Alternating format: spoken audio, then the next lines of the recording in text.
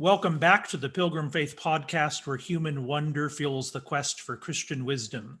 Today, I'm delighted to be joined by a friend that has corresponded with me over email for a year or so, Dr. Dru Johnson, who is the director of the Center for Hebraic Studies and is an associate professor of biblical studies at the King's College in New York City.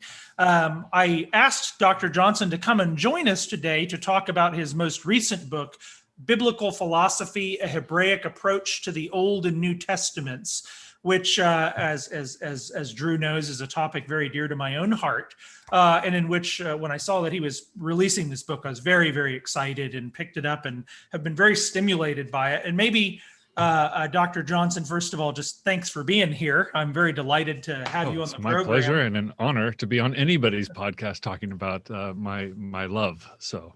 Oh, good. Oh, that's wonderful. And maybe one way we can open this up is just to highlight for those who are sort of approaching this without a map of the conversation out there, what that map of the conversation is, what's going on in one field and then in another field that you're sort of trying to mediate in this text, because that seems to be a big part of the motivation for writing it. Yeah. So you could map it out several ways, just like you can map water tables versus tourist maps, right? Right. So I think the map I would put is not field versus field, but culture versus culture. So thinking of the Greco-Roman culture as having its own philosophical world, the ancient Near East, Egypt having its own kind of quasi-philosophical world, Mesopotamia also having a quasi-philosophical world, an intellectual tradition in which they think about the nature of reality, the nature of truth, the logical relations, etc.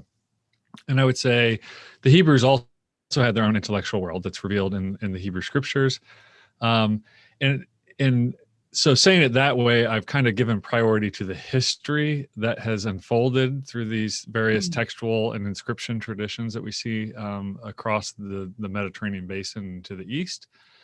And now you can pull it, fast forward a few thousand years to today, right, where we read. So in what classes do we read these different traditions, right? So if you were telling me, at college, I'm taking a class and we're reading all the great ancient Egyptian stories and wisdom literature, et cetera, I'd say, you're in an archaeology class or maybe a classics class or ancient Near East class or ancient civilizations class. And if you said, well, I'm reading Plato's Republic, I'd say, okay, so you're in probably a political philosophy class, or you're in a introduction to philosophy, or maybe an introduction to political philosophy or something like that. And so I think and if we just throw scripture in there and say the Old or New Testament, what classes are you going to read those in? You're typically going to read those in a religion class, or if you're in a Christian institution, an Old or a New Testament class. And maybe a theology, if we're really lucky, your theology class is reading the Bible in some way. I mean, somewhat facetious, but not entirely facetious, because that's an honestly horrible thing that really does happen. But in that, and you could keep on going, Confucius, an Asian studies class, but, I took an analytic philosophy degree, and even in that analytic philosophy program, analytic philosophy is a very modern, cutting version of philosophy. I took an Asian philosophy seminar where we were reading Confucius, the Analects, the Tao Te Ching by Lao Tzu, right, and including Bhagavad Gita and Central Asian texts as well. At no point would most of us ever think that if you're reading the Bible, you're going to be doing that in a philosophy class and putting the intellectual world of the Hebraic authors, and I'm including the New Testament authors as part of that Hebraic tradition, toe to toe with something like the Roman tradition, or even the modern scientific epistemology, or modern versions of truth, logic, and justification, etc. And so I think, as somebody who has read some of these texts from across these traditions, I just have to ask the question, why not? Like, what principled reason would there be for separating those texts out? And every reason I've heard is just lame so far, and actually is not very philosophically valid. Right. Maybe one way of stating that first question differently, because actually that the distinctions you were just making is something I really wanted elicited. but there's also, as I understood in I think the introduction to the book in the first chapter, there's also a sort of in modern scholarship, sort of associations with where the Hebrew tradition fits with the philosophical tradition. And so it's like there's one group, I want to say biblical studies, biblical studies that maybe says philosophy, the philosophical tradition is kind of foreign to the Hebrew mind, as it were. Right. Then you get maybe a history of philosophy discussion. And every now and again in these kind of texts you're mentioning where you get maybe an anthology or something, there's a looser association of the Hebrew tradition in little pieces with sort of perennial wisdom tradition. And it seems like the book is also trying to mediate sort of between these groups of scholars really who don't talk to each other very much. Yeah. Maybe you could comment on that. That's exactly right. So even, I mean, even amongst biblical scholars, right? So I can almost tell what kind of graduate training you had if you're an Old Testament scholar by how you react to the following assumption. The Hebrew Bible, the intellectual world of the Hebrew Bible. So the Hebrew Bible as its own intellectual world belongs alongside the Greco-Roman tradition and not alongside the Egyptian and Mesopotamian tradition. Like that it's actually vastly different and actually is something similar to the Greco-Roman tradition in the way that it philosophizes about the world. Now, if you're raised, and this is my grand sweep assumption, if you were raised in a biblical studies tradition that didn't have a strong ancient Near Eastern tradition associated with it, so if you went to maybe a seminary where you didn't have an ancient Near Eastern scholar, you didn't have a Sumerologist, Assyriologist, Egyptologist on staff teaching you, or somebody trained in that tradition, then you might think that that's crazy, right? That, wait, the Hebrew Bible, no, it should definitely be put alongside the Egyptians and the Mesopotamians. Those were their peer traditions, right? Right. But when you go to the early 20th century Orientalists, as they used to be called, at the University of Chicago, which is one of the premier ancient Near Eastern institutions in the history of the world, those guys and gals all thought it was patently obvious that when you turn to the Israelite literature of the Hebrew Bible, or we call the Old Testament, it was clearly in league with the Greco-Romans, and it was clearly, light years ahead, if I can mix my metaphors, of anything the Egyptians or the Mesopotamians, either the Assyrians or the Babylonians were doing intellectually. And that's also at the same time accrediting the Mesopotamians and the Egyptians were not lightweights intellectually, right? They were doing some very serious engineering, math, lexicography, the use of language. They're doing very, very hyper sophisticated things. They had encyclopedic knowledge amongst their scribes and their experts and their wise men. And yet they weren't making the basic philosophical moves that we consider kind of philosophizing in the world today. That kind of thinking about the nature of thinking about the nature of objects apart from that particular object, thinking about the nature of justice apart from a discrete crime or punishment. Right. And it's that simple move that the Hebrews are doing before anybody else, and that makes them look a lot more like these. So when you have a scholar who has not ever read any of that ancient Near Eastern thinking of the 20th century, this sounds crazy to them. But when I found, when I had somebody who actually did come out of the, they were a Bible scholar, but they did University of Chicago or maybe somewhere in Europe, they're like, oh yeah, we had to read those books. Well, yeah, I read Henri Frankfurt. I read Jan Assmann. I'm familiar with those people who've made this argument, and it just seems like common sense to them at that point. Right. That's really fascinating. I was, in fact, in part of the thing, it seems like if we put this in a contemporaneous sort of background, it seems like part of what this becomes relevant to is just a discussion that's 150 years old in some ways, of what belongs, which texts belong in philosophy more broadly. And so you see at the end of the 19th century, you start to see like a Schopenhauer, for instance, is reading his Eastern texts. And one of my own professors in my graduate program, Peter Park, he wrote a book that was published by SUNY called Africa, Asia, and the History of Philosophy. And what he does in that text is sort of looks at history, the kind of history of the history of philosophy, if you will. Yeah. And so what he tries to show is the original sort of German histories of philosophy. Yes. Very consciously sort of think of Kant and Hegel as the climax of philosophy. And so the history of philosophy and the sort of canon associated with it is all seen as sort of like predecessors to what will get you to understand Kant and Hegel. Yeah. But then he argues you can actually see in the literature a very self-conscious exclusion of African and Eastern texts within the canon in an era when that even in that era, it was, there were plenty of people that treated them philosophically. And when you go before this era, everybody is reading Eastern right. texts in as much as they're available and treating them philosophically. And one of the, in fact, things that you pointed out that was fascinating, I thought, in this text is that very often the claim is sort of like the Bible can't be philosophy because the books are claimed to be inspired. Right. And you make this just fascinating point to me that, when you read all the texts we consider philosophical in the Greco-Roman period, tons of these people, identify their insight as quite directly coming from the gods. Yeah. Which is, totally fascinating. Yeah, it's and so as you've rightly picked up here in your line of questioning, it's kind of just like a fair is fair. Like if we're gonna treat the Greco-Roman literature as philosophy, and in principle, despite the fact that it has all these weird, wonky theological issues, has all these weird, even Platonism and Aristotelianism has these weird theological ideas that the West eventually had to get over, right? And it was only by overcoming those theological ideas that we were able to do math and engineering to the level that we needed to in order for science to flourish in the West. So, we kind of look the other way at the weird theological ideas that a circle has to be the supreme form of everything and has to, divinity itself has to be somehow encompassed in the sphericity of God.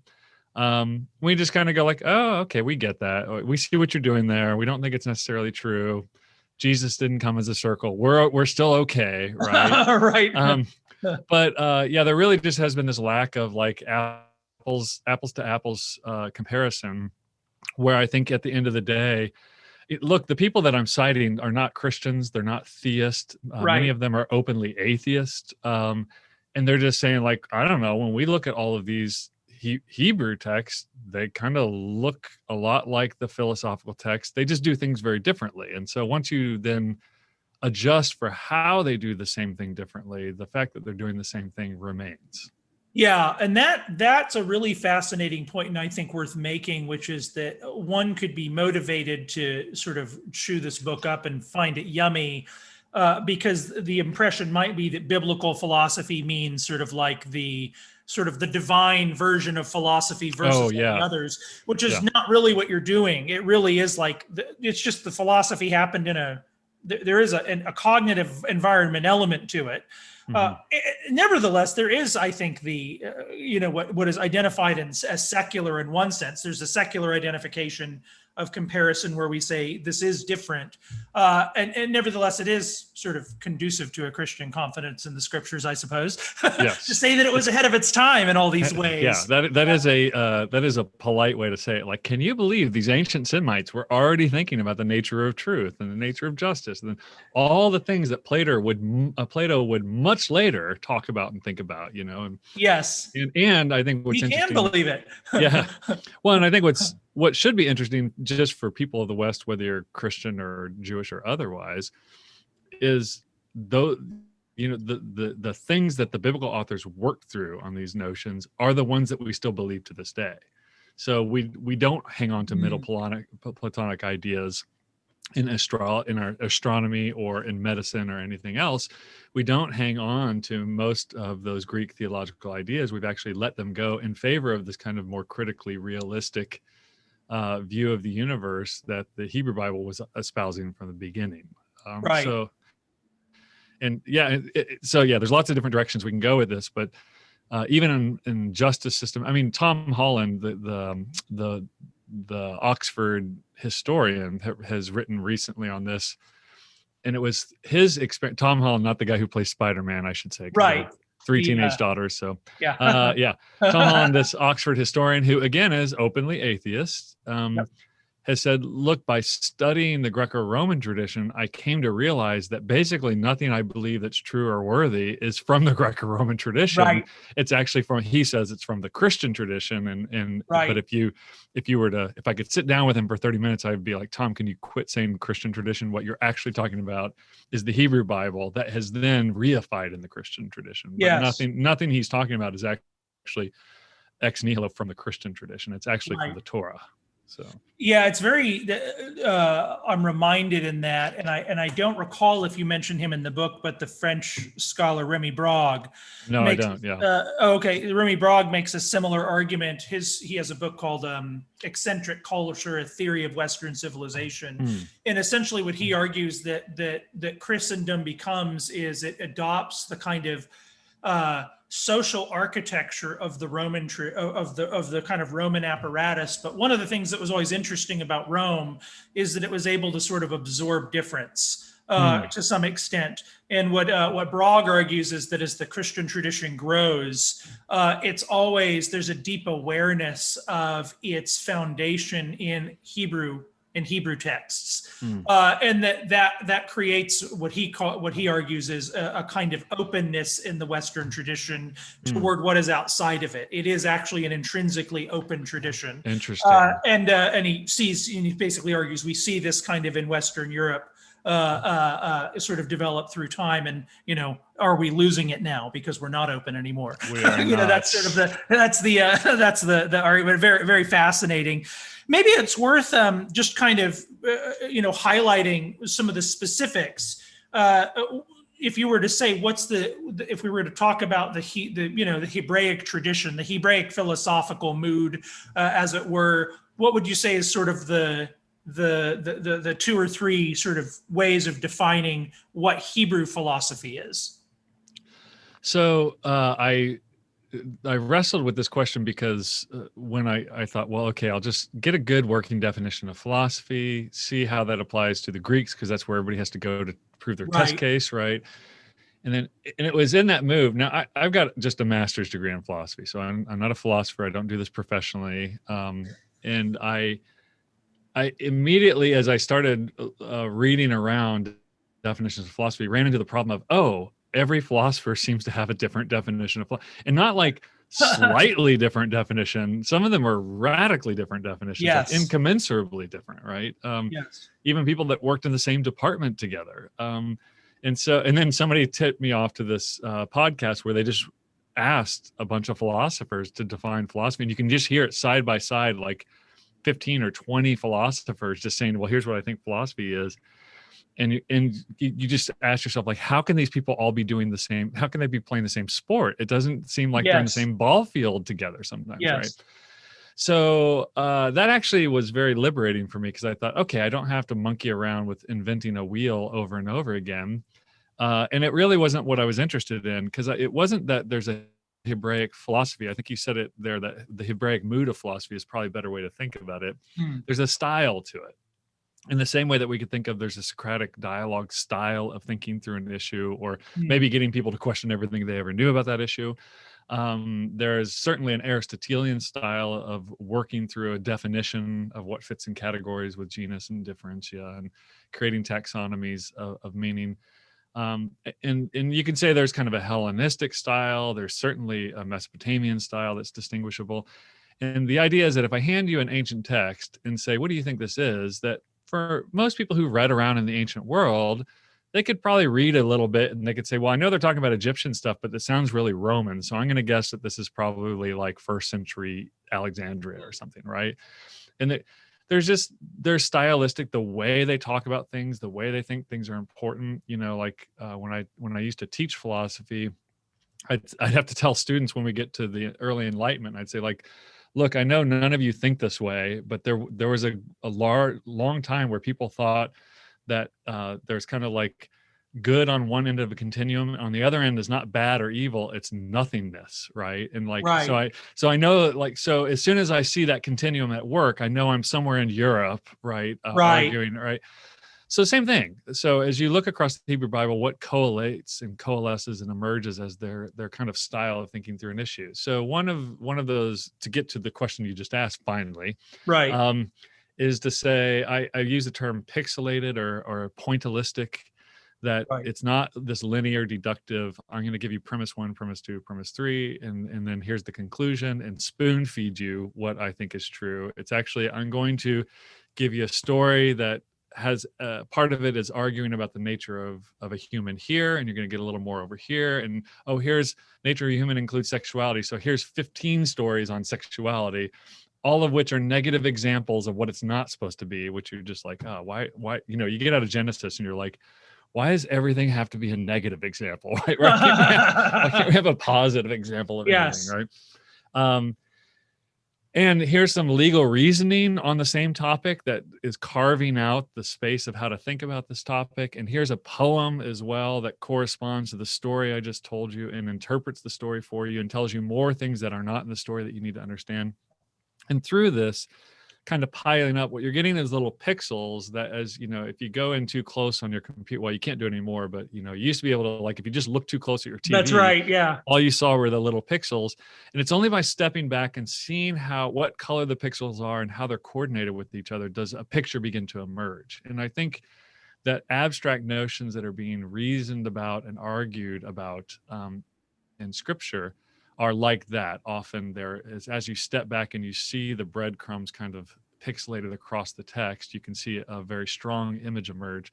Now, what are those breadcrumbs? They can be stories, they can be strategic use of language or concepts, and often the strategic use of language and concepts together is what you're really looking for. Right. And as you noted, I'm doing interdisciplinary work, so you have to have filters. Like, you can't, otherwise you get these really ham-fisted theses where everybody goes through and everything fits their theses. Give me a text and I'll show you how it fits what I'm saying. And so I had to, yeah, go ahead. I was going to say, I think what you did was fairly concrete. I appreciate it because you're right. It's the kind of thesis that's kind of, if I could put it this way, ballsy enough that it lends itself that lends itself to falsification, really. And right. and in fact, that's like you. I think before we were came on the podcast here, you used this analogy of the problem with interdisciplinary work is that on the one hand, you're at the top of the hill and you can kind of see all the conversations and try to put them together. And on the other hand, you're also the easiest to shoot. Right. Everybody can tell you why you're wrong and why you haven't understood. Why you're most exposed. It's the kind of book you write and your wife gets nervous that you're going to get a lot of nasty emails.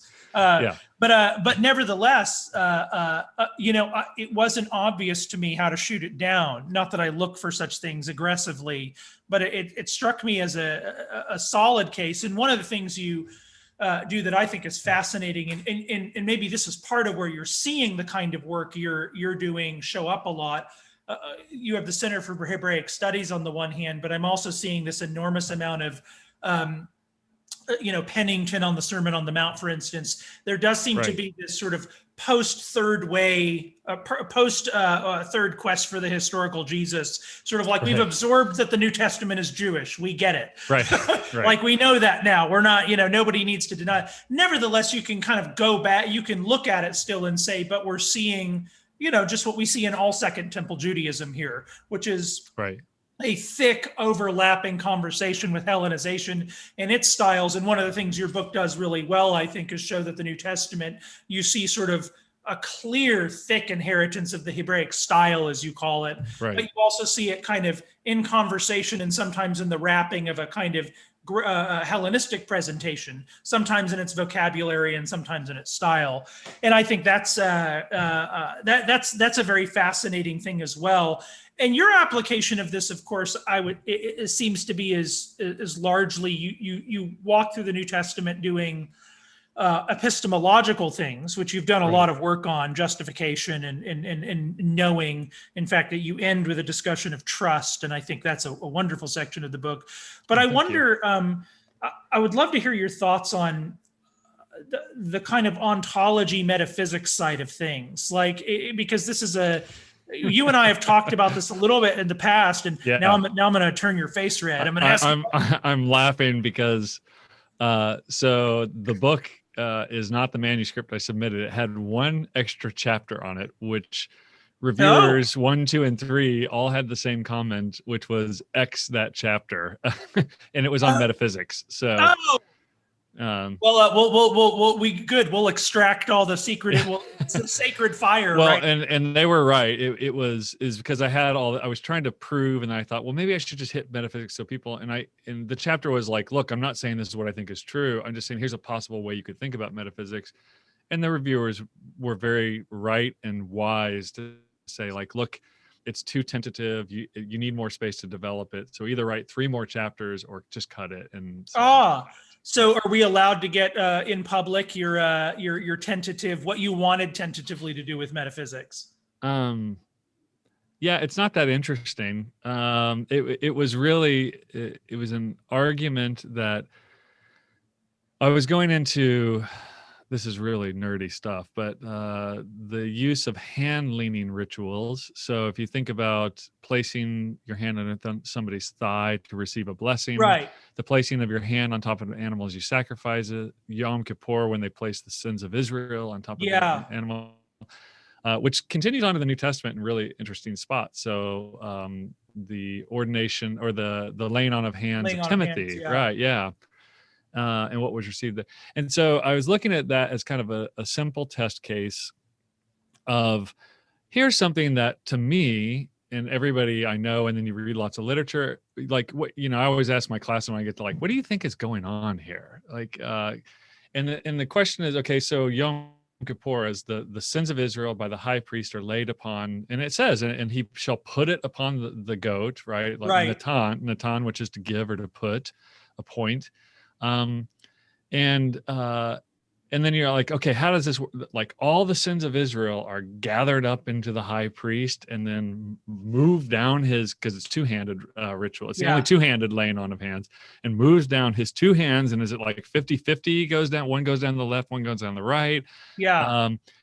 And as I walked, and then I tried to say, okay, well, here's how I think modern or medieval metaphysics would think about this problem, right? And the problem is if there's some kind of metaphysical substance there, okay, this is really tentative. I just want to.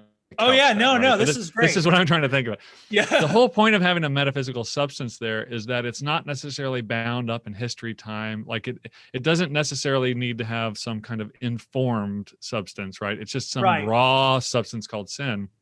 But the problem with that is sin is all historically particular stuff, right? Right. It's particular, even if it's the sin of an institution or a group of people or the sin of an individual. It's all like very historically, particularly informed. So how do you, so you have problem number 1, which is like, how do you describe a metaphysical substance that is purely historically particular? Negation as well. Yeah. So it just seems to have like a prima facie problem to it from a metaphysical perspective. And then, so that was just like, I don't think that route will actually work. That's not the droid you're looking for when it comes to the metaphysics of sin moving down the priest's hand. Now, someone maybe has worked this out, and I'll just have to read that and go, oh, okay, yeah, I had not thought about that. But even if you get past that, there's really this other issue, which as you read through all those texts and you just say, let's take metaphysical transfer out of the mix and just say that's not what's going on, then really the texts themselves don't actually seem to be depicting metaphysical transfer. And I'm just looking across all the texts that use this term samach, which is to hand lay, basically. Right. And that have the same samach plus this conception of something that seems to be going from one to another. And it really, at the end of the day, it doesn't seem like they think things are moving between the two participants, but it's actually the process of laying the hand on metaphysically reconfigures the thing to do this job that it's meant to do. Interesting. Now. Almost like God's hands in the dirt in creation or something. Yeah, exactly. It's a metaphysical reorientation. So it's meant to do this new thing that it's commissioned to do. And if you look at all those cases with that rubric in mind, then there is something metaphysical going on, and it doesn't require transfer of any way. Yeah. It's actually participation in the ceremony itself is what reconfigures it. And I don't know if you could say much more beyond that. I'm sure somebody with really solid metaphysics could go into detail. So but that's maybe as far as I'd be willing to go. Maybe a more popular test case would be really all the controversies in the last several years about the doctrine of God, because one of the tensions you see is that one narrative is sort of like there's this kind of vibrant depiction of God in the Old Testament. It's very personalist. In the New Testament, you see, in whom there's no shadow of turning whatsoever. There's still some Hebrew there, but you can kind of, where do you get the shadow metaphor? Well, that's a little sounds very Platonic. Yeah. So you get those kinds of metaphors mixed together, and then the church sort of gets Greekized. That's one narrative. And I'm curious, like, in one strategy is to sort of take sort of developed sort of ecclesiastical doctrines, all our omnis, that we've, inherited basically, and then sort of go back and find the proof texts in the New and Old Testaments for these omnis. And I think another way of doing this perhaps would be to say, and I'm just kind of wondering what you would think of thinking of it this way, is to think that the Hebrews really are in their own cognitive environment, and the New Testament really is in its own cognitive environment. And what you see is not so much this developed thing, sort of, obviously just grabbable out of these couple of bags, like immediately, but you rather see a kind of, well, really it's just the scripture itself almost reflects a developing conversation in human thought itself. It straddles different cognitive environments and actually in its own way sort of traces, you might say, some development in the thought about God. I wonder what you'd say about that. Yeah, I have no idea. I mean, I'm tempted to say, this is Peter Leithart, who some of your listeners might know who he is, but he came and gave a talk for the Center for Hebraic Thought here on is God perfect and does it matter? And he went after the one question I took a lot of exceptions to in my ordination in Westminster Confession was question 4, what is God, right? And so if you just take that kind of what is God, that approach, that there's something we can say about the nature of what God is, which he just deconstructs that whole thing, right? Like that actually it might be a silly question, or if it is a meaningful question, then it has to be laid out in a very carefully historical, not kind of abstract Greek metaphysical category, if we're to honor the biblical thinkers. But one of the things he did in that talk was he talked about like this notion that there is a development of thought and I wonder, I guess the problem for me, anytime you push the progress button, I'm going to get really nervous. Right. Because there's all kinds of heinous evils, theological and physical, that come from people who want to make progress arguments. Right. So I think maybe rather than saying development of thinking and saying, if by development we mean that idea becomes richer as it moves into different cultures and has to be translated for those cultures, then I would say yes. If we mean by development, we mean brand new ideas that did not exist before, I would be very tentative to say that we don't have something. I have this ad extra sufficiency of scripture doctrine in my mind, that actually scripture is philosophically sufficient to do what we need it to do. And that there might be a way in which we might want to call it development because it sounds different than the way the biblical authors are saying it. But I would want to say we're probably just extending their thinking into novel circumstances that they hadn't thought about before, which I would say is part of their tradition as well. And you see that within the Hebrew Bible. You see the Torah lays out certain prescriptions and ways of thinking about things, and then you see the prophets extending that thinking into new circumstances that weren't even around during the time of the Torah, as it were. Yeah, what would make an interesting, I don't mean necessarily from you, but from whoever, but an interesting sequel to a book like this, and I've in fact long wanted to see this, is to see how these ideas get translated into how the philosophical style, if you will, and the particular biblical insights filter very in a fine-grained way into the theologies of the first couple centuries of the church. Oh yeah. Because very often it is sort of like Greek winds, and yet even in somebody like Aquinas, even in the high metaphysical tradition, one of the really interesting focuses does nevertheless seem to be a very rich philosophy of man. and of personhood. Interestingly, that's another thing. Right. It stops and checks him every once in a while, where he has to regrettably admit the philosopher is wrong, and that the Hebrew Bible is right on this issue. Yeah, and you see in an interesting way some of the emphases in the Hebrew tradition. And one of them in particular that I find fascinating, and I'd love to see work on this. In fact, I think Cam Klausing is just about the only person I've ever seen try to do this very robustly is Bavinck. And Cam Klausing is just about to publish his dissertation on this theme in Bavinck. But it's the role that the relationship between metaphysics and history I find very fascinating, because on one hand you seem to have these sort of just timeless structures, and yet meaning in the Hebrew Bible is very much connected to development. It's and so how do you put those together? And it's interesting to me. Bavinck very explicitly is trying to do sort of classical metaphysics, but with a sort of metaphysically important role for historical development, which is fascinating to me. But this is another completely speculative question before we get back to something really concrete.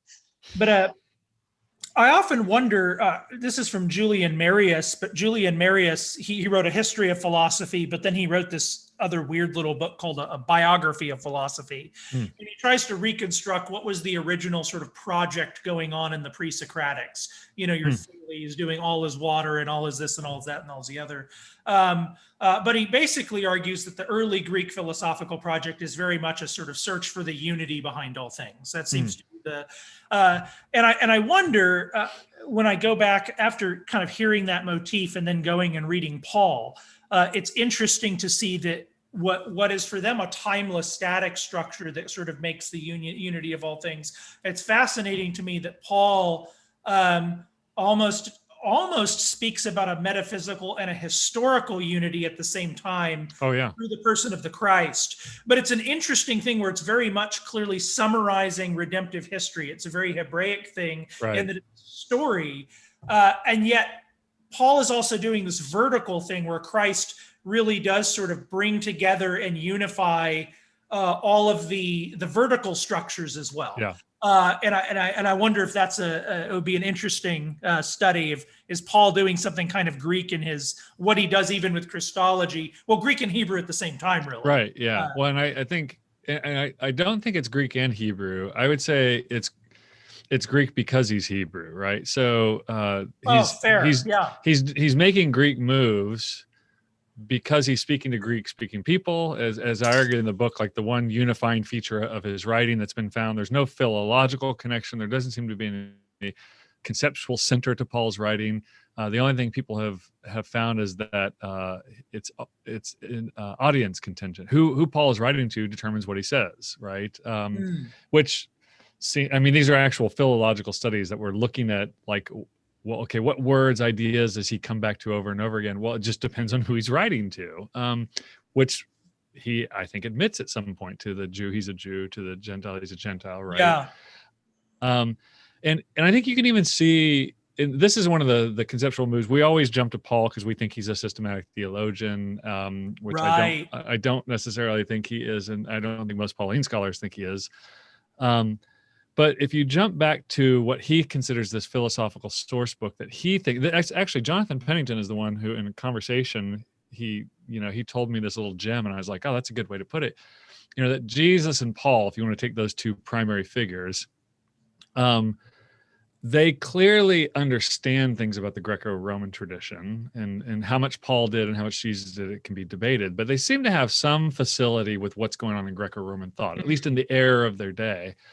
What's interesting though is that they take Hebraic thought, right? They're always pulling back all the way to the depths of the Torah and pulling forward through the prophets and the Psalms. And they think that Hebraic thought is sophisticated enough and powerful enough to put toe to toe with any Greco-Roman thought of their day. And Hebraic thought is right? So when people are like Jonathan Pennington points out this virtue ethic tradition in the Sermon on the Mount, you can see elements that the language of the virtue ethic tradition are being employed there in the Sermon on the Mount. And you have to say, yes, But it's not because the virtue ethic tradition is correct. It's because it overlaps sufficiently with this better tradition called, this more full and comprehensive tradition called Hebraic philosophy, Hebraic thought, whatever you want to call it. And so even what you said, looking for the unity in all things, I think that's okay. So I just said there's no definition of philosophy, but if you go with that rubric, which I think is a really handy one, you can see this in Exodus and beyond. You can see God reasoning with Israel that God himself is the thing that unites the universe together. And he doesn't do it by a discourse on the unity of the universe through him and the metaphysics of him. He does it by showing like, oh, you thought water comes from these gods. Okay, no, it comes from me. You think these gods are in control of the world. No, it comes from me. You think that you will die in the desert if you have, no, I will actually feed you while I'm in the desert. So it's not just a metaphysical being and relation.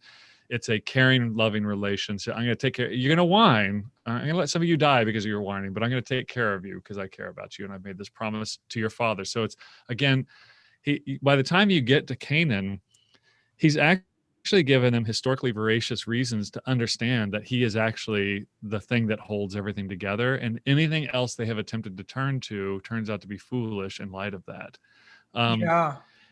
I think what happens though is because it's God speaking to people, we don't think it's philosophical reasoning. And I'm just like, if you just changed his name to Clarissa instead of Yahweh throughout those texts, you would be like, who is Clarissa and why is she constantly reasoning with these folks who are so obstinate, And there's even often when I read this, again, it's interesting when you really do pair the ancient Hebrew texts with their cultural counterparts. Even little things like the fact that God is not, in most of the accounts, the gods are sort of part of the kind of stuff that differentiates out of a cosmic soup. And it's very interesting that the differentiating stuff, the tohu and bohu mass, that are pulled apart, the very fact that God is outside of the differentiating stuff, perhaps to the Hebrew mind suggested a mode of unity that is not like most physical things. And some of it's, it's not philosophically stared at very, super specifically. It's all, as you put it, it's in instances. And usually very on the ground instances. I would also point out that, because I think a lot of people get frustrated with that, especially if you've ever had a professor or a teacher who is like Robert California off The Office, where people ask him very direct questions like, are we going to get fired or not? And he's like, let me tell you a story about a boy who owned a cow, and let me tell you another story, right? So I think some people, if you say like, look, they're reasoning with you about the nature of whatever, truth or justice or something like that, they're just going to do it through all these stories, and people get very, put off by that, rightfully so, because it can be it requires a little bit of attention, soaking in the text, thinking about all the various ways in which these ideas are tied together. And also it requires you to ultimately value the biblical text as doing its own form of theology that is better than whatever tradition of theology you've ever been handed, including Bavinck, God rest his soul. Here on this program. I want to then normalize the data then. Okay, this sounds like it's difficult, onerous, painful, weird, so I'm supposed to learn philosophy by just listening to a bunch of stories and seeing how poetry interprets stories, and then law helps shape the reasons. I can say, look, this is how you learn anything with skill, right? If you want to be a welder, you're going to learn some basics, right? And then they're going to give you all kinds of funky things to weld to see how discerning of a welder you are. If you want to become a doctor, same thing. You're going to get lots of instances of bodies. As I was telling somebody else, you don't learn how to operate as a surgeon on Bob McClendon, and like, hey, we come to medical school for Bob McClendon. We're just going to learn about his body. You learn how to do things on anybody's body who walks into your office, no matter what age or shape they're in. And so this kind of idea of pixelating, giving you instance after instance after instance is both teaching. I mean, I think this is part of the genius of it as a professional teacher. It's at the same time teaching you and developing discernment, right? So it's never just giving you data, although the presumption is there's always some baseline memorizing and kind of the grammar block work. I mean, there's stuff you always have to do, right?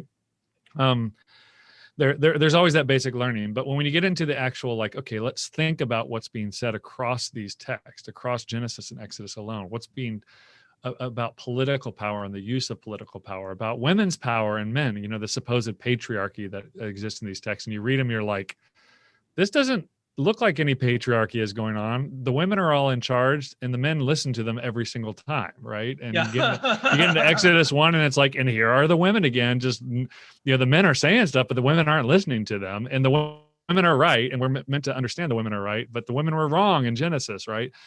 So these are like, it sounds like it's onerous, but I would just want to say our best ways of understanding anything with fine skill discernment always include this style of learning as the kind of premium version of learning. That's a great segue as we sort of close down here. I mean, you've already made it, I think, very, very practical, and I think the comments you're making are spot on. And of course, the irony is that the more we understand even Greek philosophy, you point out Pierre Hadot in this work, right? Philosophy as a way of life. Pennington has also drawn on his work. It turns out even the most sort of abstract philosophy involved bodies and practices and rituals. Shocker. That's and in fact, it's sort of it's to some extent a kind of modern aberration that philosophy is sort of people regurgitating formulas at their computer and it's disconnected from a community but to bring it all the way down. One of the things you highlight, and I think this is worth it because here we're talking about the Bible. Christians, of course, have a certain attachment to this as God's word. And one of the big things you talk about from the scriptures is really a kind of doctrine of, or maybe you sort of develop a philosophy of trust. What role does trust play in epistemic formation? And maybe you could sort of close this with just talking about what is the Bible doing with the theme of trust? And what, how does that basically how does this biblical philosophy material, this motif, help us think about this? I'm glad you keep saying the word trust and not faith, because faith is such a problematic term. I get triggered by faith. I ban it in my classes you can't, I have this list of words you can't use in essays, and faith is one of them because everybody misuses it and they mean something slightly different, or they mean something completely unbiblical by it, right? So I always say, I'm right on Broadway here in New York City. If you walk down the street and ask people, what does faith mean, to have faith in something? They're going to say, well, it means to believe it without seeing it, or believe it without having reasons, or, blindly close your eyes and step off a cliff. And then as you work through scripture, you see there is a Hebrew term. Actually, it's one of the few Hebrew terms that's made it into common English, right, is aman, or amen, as we say at the end. Right. Emunah, a cognate word to aman, is actually gets translated faith, faithfulness, or trust, trustworthy in that sense. And that trust plays this role. And I guess the boogeyman here of the story is the idea that we can kind of know anything independently on our own, right? So I've had students, sorry, I'm not making fun of any particular student, but I have students who tell me, oh, I'm an autodidact, right? I'm a self-teacher, right? Right. And I'm like, really? So how did you learn algebra? And they're like, oh, I read a book on it. And I'm like, well, then you're not a freaking autodidact. Somebody took the time to very carefully write out a book that you could follow. You had a person over your shoulder pointing out all that stuff to you. You just didn't know it because you think a book is data. And it doesn't have a human being that worked very hard to make that understandable to you. You're right? You're not Raymond coming up with new geometry. Right. Exactly. Right. And so even him, or Galois, or people who are inventing these new ideas, or Cantor with his infinities and set theory, they're not de novo out of nowhere. They're built up through traditions that have already been imbued into the bodies and minds. And I would say bodies and minds are working together always. Right. So you will always have somebody. So it's over us pointing things out that give us the skill. Now, once we got the skill, we can run with it, right? So I didn't have to learn every single number multiplied times every single number in order to do multiplication.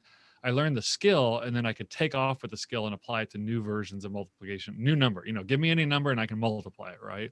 Because I have the skill.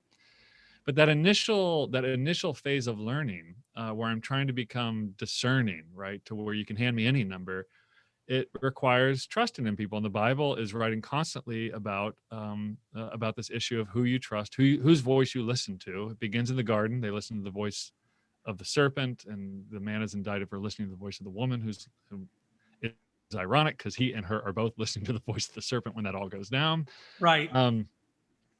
And then, you can almost slice and dice the entirety of Israel's history all the way up through the New Testament by who is listening to whose voice and doing what they say, right? And God spends or I would just say, like, for a God who people often think is just demanding people to obey him. I mean, I know that's the character of the biblical God. I'm like, okay, if it is a God who's demanding that people obey him, it is uncanny how much time he spends giving them reasons why they should trust him. So, and you can think of lots of places with Abraham, Isaac, and then Jacob, and then Joseph as well. But then you get to Moses, and it's just hammering you over the head, right? You have the birth story, which who knows how much Moses was in tune with that. But when he calls Moses is just like, no, everything that God says, Moses is just like, no, wrong. No. Sorry, God, you don't understand what you're talking about. Yeah.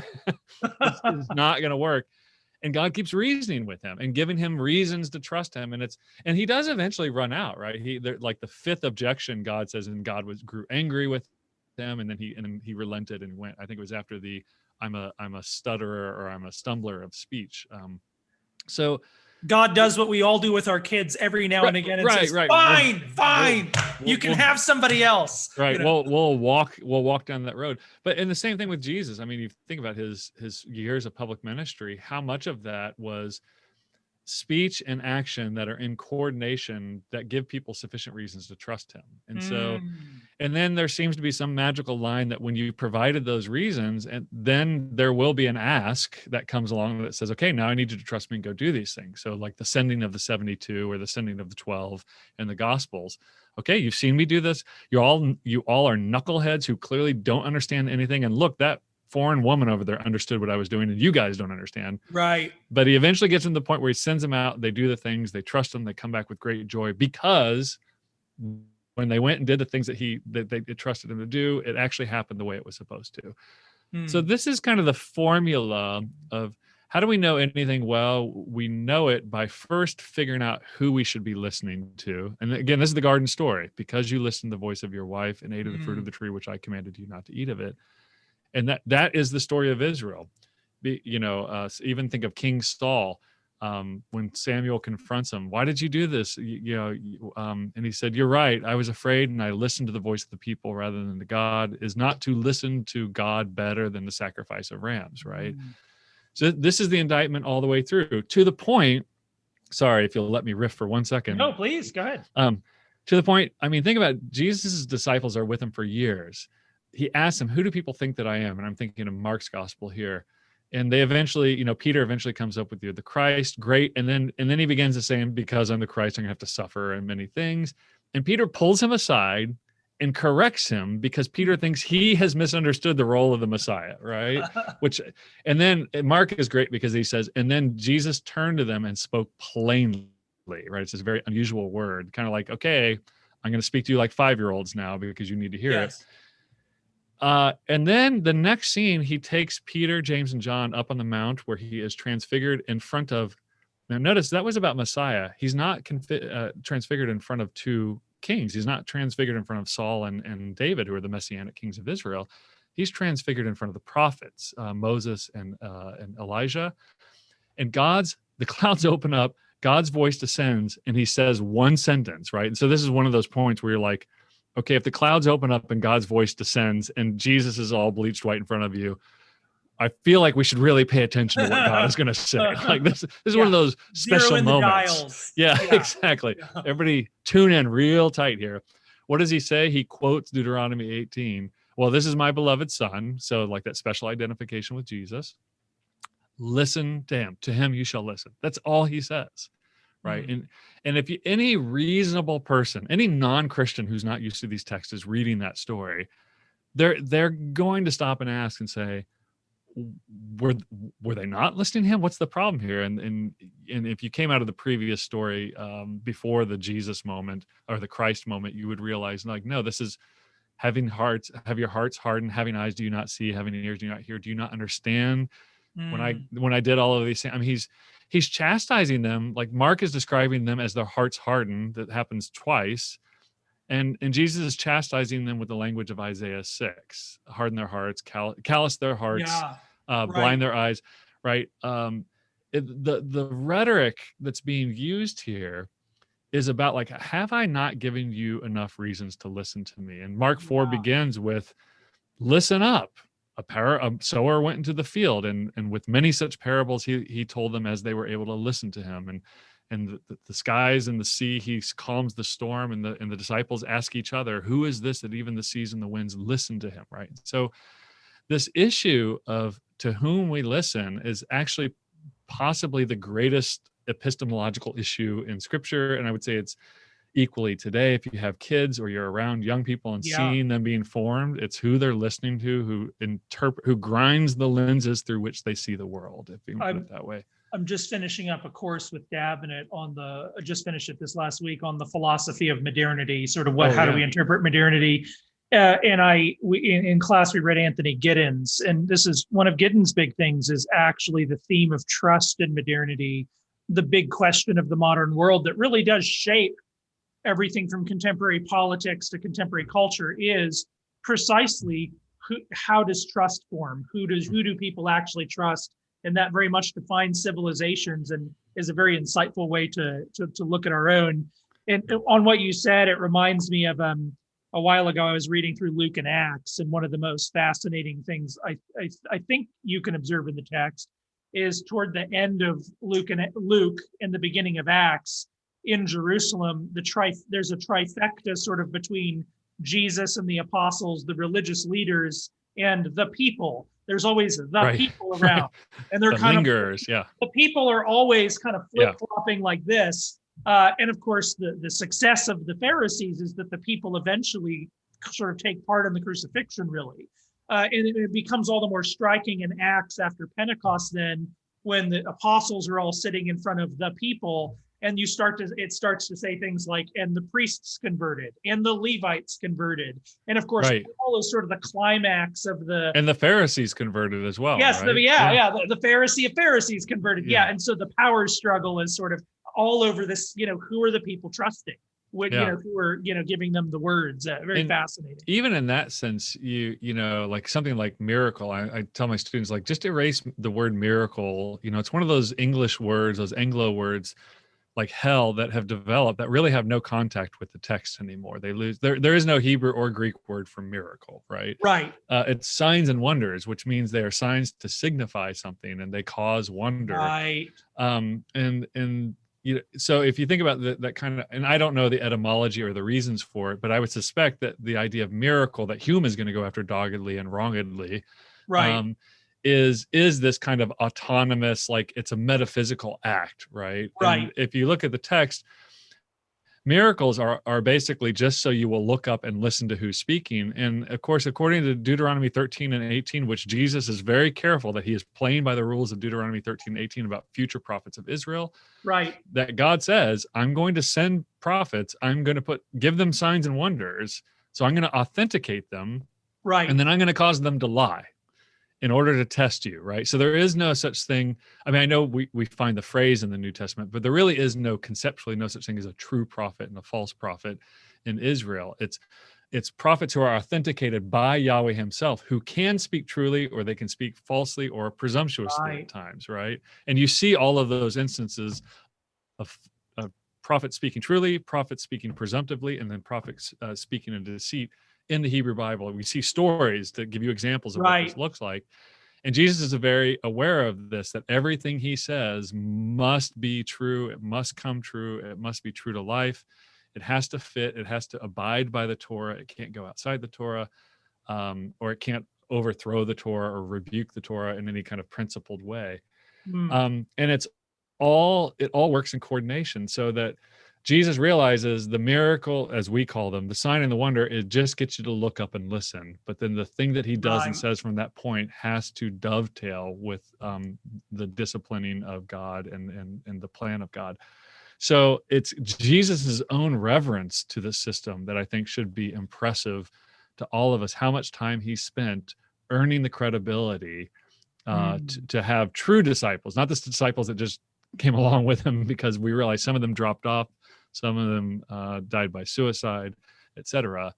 But those true disciples who pushed through and listened to his voice and did what he said in order to see the kingdom of God that was invisible to everybody else. And I just want to point out, so that all sounds like theologically Sunday school kind of stuff. Right. But if I had just said that using slightly different Greek terms or German terms, Yes. we're having a philosophical discussion. Like nothing I'm saying is not a philosophical discussion. Right. We've become immune to it because of the Christianese involved. But I want to point out that this is just as theological and philosophical as anything Socrates said. Right. Well, it's been a delight to talk about these things again. We're talking with Dr. Dru Johnson. The book is Biblical Philosophy, a Hebraic Approach to the Old and New Testaments. I highly recommend it. I read a little bit in this field, and it is a very unique text, bringing together conversations people I have not seen put in conversation with one another. So I think this will be just a very important text. I'm very, very happy about it. Thanks again for joining us. Such a privilege to have you. Well, I'm honored, and you have put questions to me that I've never had before. So kudos to you. We try to do here. Yeah. Well, thanks for listening, everybody. You can find us on Facebook and YouTube. Typically, Dale takes us out, and so he has the script memorized. I don't. So I'm just going to do it informally and say thanks, and we'll see you next time.